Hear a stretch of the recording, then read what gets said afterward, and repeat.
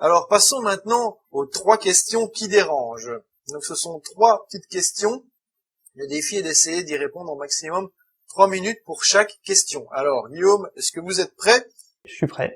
Vas-y. Alors, passons d'abord à la question qui tue. Guillaume, est-ce que la médecine chinoise, l'acupuncture, le tai chi, etc., dont on a parlé précédemment, ça marche vraiment? Est-ce que c'est prouvé par des études scientifiques? Alors, oui, c'est prouvé par les études scientifiques. Il y a eu beaucoup d'études de fait.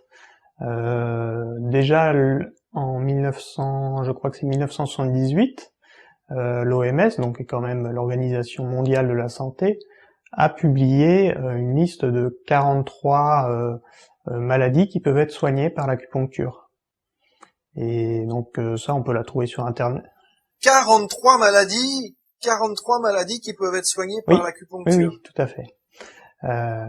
C'est incroyable. Et ça, c'est publié par l'Organisation mondiale de la santé, l'OMS. Donc,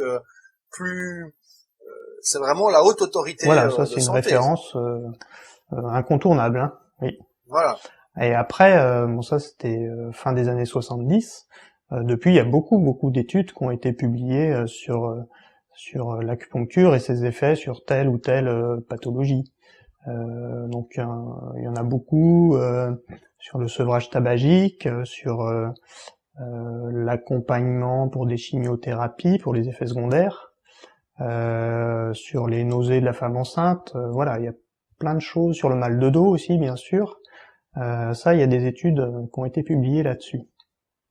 Et d'ailleurs, l'acupuncture entre de plus en plus dans les hôpitaux. Il y a des sages-femmes qui sont formées pour aider les femmes qui accouchent, par exemple. Il y a des services en cancérologie qui utilisent l'acupuncture pour aider les gens à supporter certains traitements. Donc, mais il paraît que c'est très efficace pour la douleur. Oui, aussi, pour les douleurs. Oui. Ce qui est douleur. Notamment pour les douleurs post-opératoires. Il y avait aussi le docteur David Servan-Schreiber qui avait écrit qui a défendu l'acupuncture, notamment pour tout ce qui était stress, dépression, anxiété. Voilà, ça, il en avait beaucoup parlé et oui, il en faisait la promotion. Oui, dans son livre Guérir le stress, l'anxiété, la dépression sans médicaments ni psychanalyse, que je vous recommande d'ailleurs, qui est un best-seller, David Servan-Schreiber, qui est un médecin, chercheur, écrivain scientifique, etc. On parlait effectivement de l'acupuncture et que ça marchait très bien. Alors, Guillaume, passons maintenant à la deuxième question, la question que tout le monde se pose. Alors, est-ce que les aiguilles d'acupuncture, ça fait mal?